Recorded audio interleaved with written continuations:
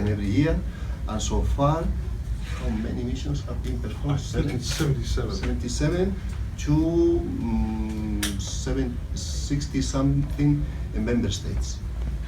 For example, just to give you an idea, in Europe, it's an obligation to all European countries. It's an obligation imposed by the European Union to pass such a mission every 10 years. So in the case of my country, Spain, we have the first mission in 2008, and the next is scheduled for 2018, and so is in all countries. So, and what is important is to keep in mind that it's not an obligation. In Europe it is, but beyond Europe it's not an obligation. It's up to the member states. And in this case, the Kenyan government and the LPV has taken the initiative to invite this mission. So what it shows is a high commitment for radiation safety of this country, because if not, it's as easy as not inviting. And so if you don't invite this mission, nobody is going to tell you what are the gaps. So it's a brave step forward of this country to take this mission. So as for the findings, I think later we may elaborate on that and reflect it here in the press release. And now I pass the word to my colleague from the IBB. Sure. I'm very pleased that Kenya has requested an integrated regulatory review service mission from our agency.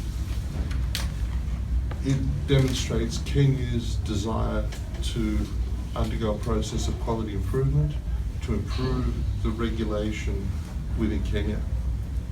The decision whether or not to have a mission is totally a matter for the Kenyan government, and it has chosen to go down this path, which we think is excellent. I think it's also important to just amplify some of Javier's comments. The major first step in this review process is actually a self-assessment task. So Kenya has looked at its own laws and regulations and made a comparison with the international safety standards.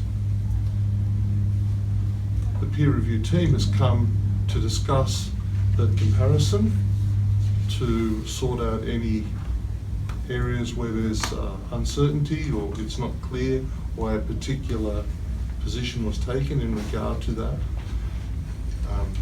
RPB has already put together an action plan to actually address differences between the international safety standards and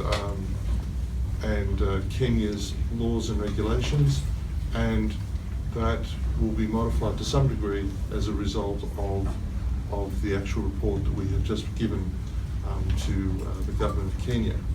So I think it's a very good news story that Kenya is going down the path of becoming compliant with international safety standards in the area of radiation safety.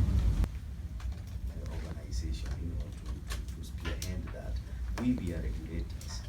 As whether we have the nuclear power or not, we are there, radiation, and especially the hospitals, among others, the transport industries. Remember when you are building the roads, you need those sources to test the velocity of the roads. So I may not be able to answer questions for the other board,